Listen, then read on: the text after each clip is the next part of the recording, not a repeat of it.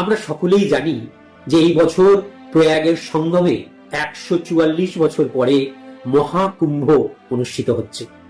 আমাদের প্রজন্মের লোকেরা হয়তো একবারই পাবে এই মহাকুম্ভ। তাই অতি সৌভাগ্যশালী ব্যক্তি ছাড়া এই মহাকুম্ভ দর্শন সম্ভব নয়। এই কুম্ভ শব্দের অর্থ কি? কুম্ভ শব্দের অর্থ ঘট বা কলস। সমুদ্র মন্থনের সময় যখন অমৃত কলস উৎপত্তি হয়েছিল বা উঠেছিল, তখন দেবতা এবং অসুরদের মধ্যে 12 দিন ধরে টানা যুদ্ধ চলেছিল এই অমৃত কলসের দখল নিয়ে। তখনই 4 ফোঁটা অমৃত পৃথিবীতে পড়েছিল এবং এই 4টি জায়গা হলো বর্তমানে প্রয়াগের সঙ্গম, দ্বিতীয় হলো হরিদ্বার, তৃতীয় হলো উজ্জয়ন, আর চতুর্থ হলো নাসিক। এই 4টি স্থানেই তাই কুম্ভ মেলা অনুষ্ঠিত হয় পর্যায়ক্রমে। কুম্ভ মেলার স্থান নির্ধারিত হয় রবি, চন্দ্র ও বৃহস্পতি গ্রহের নির্দিষ্ট অবস্থানের উপর ভিত্তি করে।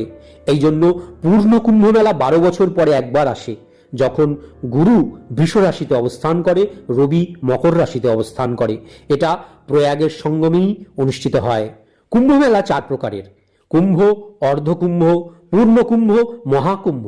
অর্ধকুম্ভ অনুষ্ঠিত হয় 6 বছর পর পর, পূর্ণকুম্ভ অনুষ্ঠিত হয় 12 বছর পর পর, আর মহাকুম্ভ অনুষ্ঠিত হয় 12টি পূর্ণকুম্ভ অর্থাৎ 144 বছর পর পরে।